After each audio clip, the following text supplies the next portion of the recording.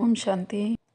हम मास्टर ज्ञान का सागर कैसे बन सकते हैं? जैसे भक्ति मार्ग में मूर्ति बनाकर पूजा आदि करते हैं और फिर उन्हें डुबा देते हैं।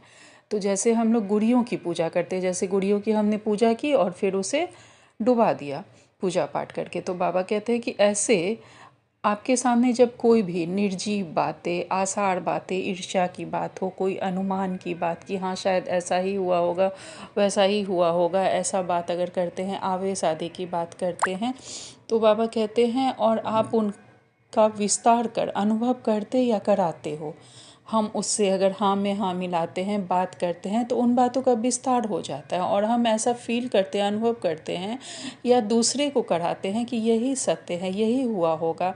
तो जैसे हम उस बात में प्राण भर देते हैं। तो बाबा कहते हैं फिर उन्हें ज्ञान सागर बाप की याद से उस बात को बाबा को याद करके बीती सो बीती करके स्व उन्नति के लहरों में डुबाते भी हो।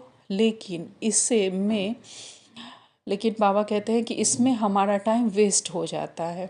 अगर किसी बात को बहुत विस्तार से करके और उसके बाद सुन लिया, उसके बाद चलो उससे तो हमें कोई मतलब नहीं, उसमें हमें नहीं पढ़ना है, नहीं जाना है, बाबा ने हमें वेस्ट में जाने के लिए नहीं कहा है, व्यर्थ बातों में जाने के लिए नहीं कहा है, तो हम उस बात को बीती सो बीती कर देते हैं, लेकिन हमारा टाइम तो वेस्ट जाता है। तो बाबा कहते हैं कि स्व उन्नति के लहरों में डुबाते भी हो, लेकिन इसमें टाइम तो वेस्ट जाता है ना।